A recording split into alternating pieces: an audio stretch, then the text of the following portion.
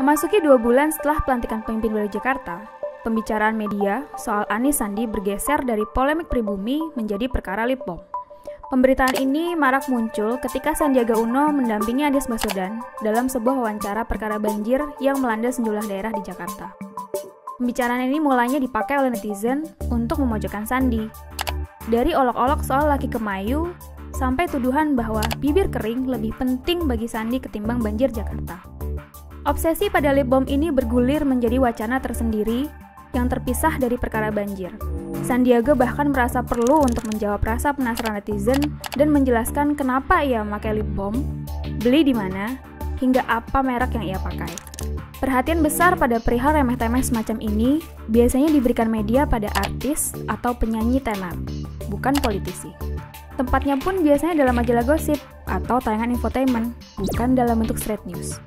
Pemberitaan semacam ini sering membuat kita bingung, apakah ini berita atau infotainment? Atau jangan-jangan memang sudah tidak ada bedanya lagi. Jangan-jangan ini bukan politik atau entertainment, melainkan politainment?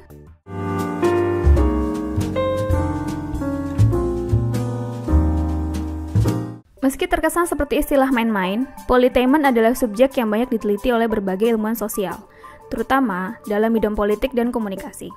Justus Neilan memaknai politainment sebagai percampuran antara politik dengan industri hiburan. Kait kelidan antara aktor, topik, dan proses politik dengan budaya hiburan media. Sekilas, politainment menguntungkan semua pihak. Bagi industri media, konten politik menjadi komoditas yang bisa mendatangkan profit. Sementara bagi politisi, politainment memberi ruang tampil dan memungkinkan perkembangan strategi komunikasi dalam menjangkau calon pemilih. Penonton pun diuntungkan karena politik tidak lagi menjadi masalah serius yang membosankan, karena telah diolah dengan penuh drama dan kejutan yang menghibur. Namun politainment juga punya masalahnya sendiri, yang cukup serius.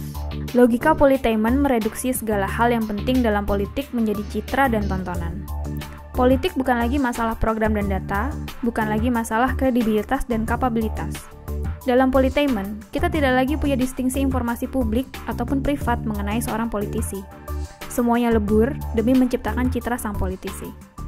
Seseorang bisa menjadi tegas atau tidak tahu sopan santun, gagah atau konyol, tergantung pada strategi dan performa komunikasinya di media. Neilan menemukan bahwa politainment bekerja dalam 2 proses yang saling berhubungan. Pertama, hiburan politik.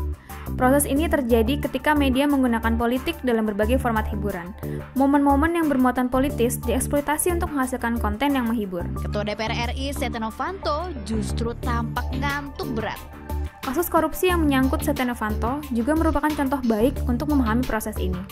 Sejak pertama nama Setia terseret dalam kasus korupsi IKTP, frasa "Papa minta saham" menjadi tagar yang trending di sosial media dan kerap muncul dalam media arus utama. Selepas kasus itu, kita juga banyak dihibur dengan berbagai tingkah Setia yang lain.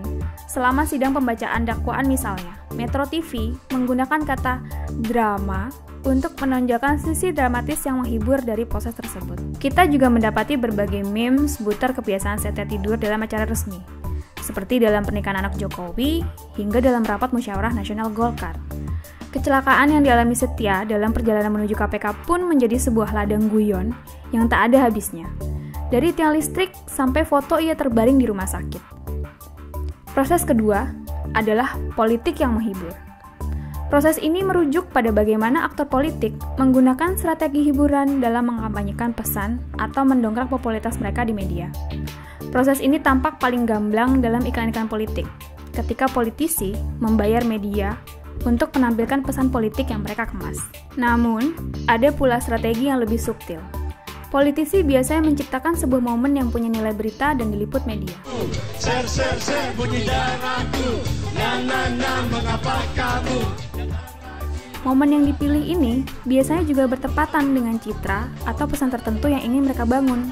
Misalnya saja, kunjungan Jokowi ke sejumlah pesantren dalam peringati Hari Santri yang sangat ramai diliput media. Kunjungan-kunjungan ini menegaskan citra keislaman Jokowi yang sering dipertanyakan oleh kubu lawan politisnya, sekaligus mengedepankan identitas keislaman yang berbeda dari lawannya, yakni Islam yang merangkul keberagaman Indonesia. Dalam kesempatan lain, politisi sering pula mengikuti momen atau gerakan yang sudah berkembang di tengah masyarakat, Misalnya, dengan kemunculan sejumlah politisi seperti Fadly Zon dan Fahri Hamzah dalam serial Aksi 212. Atau aksi Agus Yudhoyono memutar film mengenai korban gusuran Jakarta dalam kampanye pemilihan gubernur Jakarta. Politisi-politisi ini bisa jadi memang peduli dengan isu yang dibawa oleh gerakan tersebut. Namun masalahnya, bukan apakah keterlibatan mereka jujur atau hanya untuk menciptakan citra tertentu. Pada akhirnya, produk media adalah citra, bukan kejujuran. Dan melalui cita-cita media inilah, kita terlibat dalam proses politik. Kita merasa senang, sedih, terharu, dan tertawa oleh aktor-aktor politik yang kita saksikan. Kita memilih wakil dan membuat gerakan berdasarkan citra tersebut. Aspek hiburan dari Politainment pun membuat kita tak lagi berpolitik dengan rasional. Sebagaimana sinetron, sikap politik kita ditentukan oleh empati pada tokoh protagonis dan kebencian pada tokoh antagonis. Politainment membiasakan kita untuk menilai tokoh atau program politik berdasarkan pada citra kerayakan atau kesalehan. Pada akhirnya, kita pun memilih politisi seperti memilih grup band atau aktor kesayangan. Kita mendukung mereka setengah mati dan membela mereka dari segala caci maki. Pujian dianggap sebagai pemujaan dan kritik dilihat sebagai kebencian. Dalam Politainment, kita bukan warga negara. Kita hanya penonton sandiwara. Tak pernah mau mengalah.